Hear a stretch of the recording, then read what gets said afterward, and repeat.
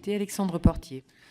Merci Madame la Présidente. Madame la Directrice, notre souveraineté audiovisuelle requiert une stratégie d'envergure nationale et surtout une stratégie ambitieuse. En ce sens, on peut regretter que le gouvernement ait demandé à supprimer le chapitre qui était consacré dans la proposition de loi de réforme de l'audiovisuel public, texte qui sera prochainement examiné en séance publique dans ces murs. Or, si l'audiovisuel public doit être renforcé car démuni face à l'asymétrie croissante du secteur de l'audiovisuel, les acteurs de l'audiovisuel privé ne sont pas en reste. Et à la fin, les opérateurs français, qu'ils soient publics ou qu'ils soient privés, tous subissent de plein fouet l'augmentation du nombre de plateformes de vidéo à la demande, le développement des réseaux sociaux, l'hégémonie des plateformes américaines non soumises aux mêmes contraintes normatives. Je crois qu'il est important de ne pas opposer le public et le privé comme on le fait malheureusement souvent ici.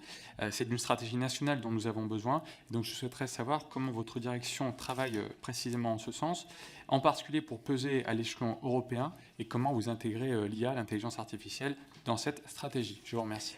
Merci Monsieur le député. Dans les territoires.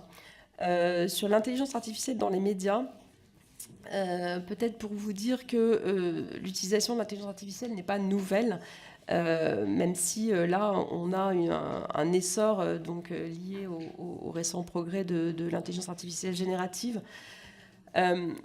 Comment les éditeurs voient les choses dans les médias et comment nous on voit les choses au ministère de la Culture. Donc l'IA, c'est à la fois une source d'opportunité et une source de risque. Donc il faut bien considérer les deux sujets et aussi donner les clés aux journalistes, les former évidemment pour prévenir les risques et toujours privilégier la transparence. Donc de plus en plus de titres de presse notamment se dotent d'outils d'IA génératifs pour faciliter le travail des journalistes. Donc ça permet aussi de dégager du temps pour des enquêtes, de la vérification des faits, de l'analyse. Peut-être vous donner quelques exemples pour illustrer ce propos. Donc on a par exemple l'utilisation de l'IA pour faire des transcriptions automatiques. Donc c'est une fonctionnalité qui est utilisée depuis plusieurs années pour transposer par exemple des propos de l'écrit à l'oral ou inversement. On a par exemple Le Monde qui propose depuis 2022 des articles de sa matinale en version audio. On a Le Figaro, La Tribune, Le Point qui proposent également des articles à l'écoute depuis 2023.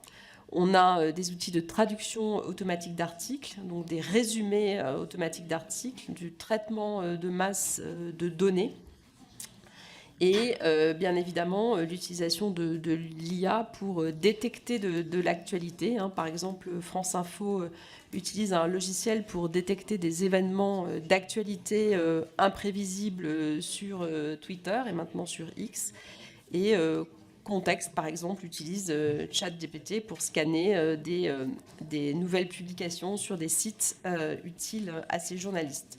Voilà. Et puis bien sûr, France Info utilise des outils développés par l'INRIA qui sont dédiés à la cellule fact-checking de France Info qui facilite le processus de vérification de l'information.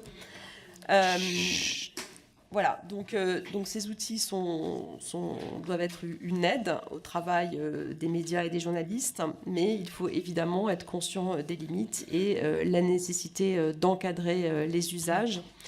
Donc le Conseil de l'Europe a publié en novembre 2023 des lignes directrices sur la mise en œuvre responsable des systèmes d'intelligence artificielle dans le journalisme.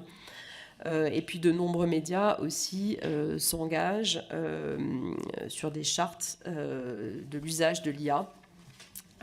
On a des exemples de chartes individuelles.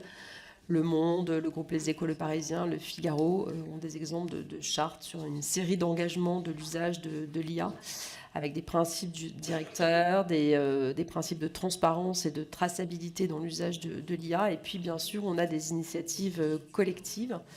Donc, la Charte de Paris sur l'IA et le journalisme de Reporters sans frontières, publiée en novembre 2023 aussi. Et puis, le Centre de déontologie journalistique et de médiation qui a publié une recommandation relative à l'IA. Voilà. Et puis, on a aussi des acteurs et des médias qui signent des accords avec des sociétés d'intelligence artificielle. Donc on a par exemple OpenAI et Le Monde.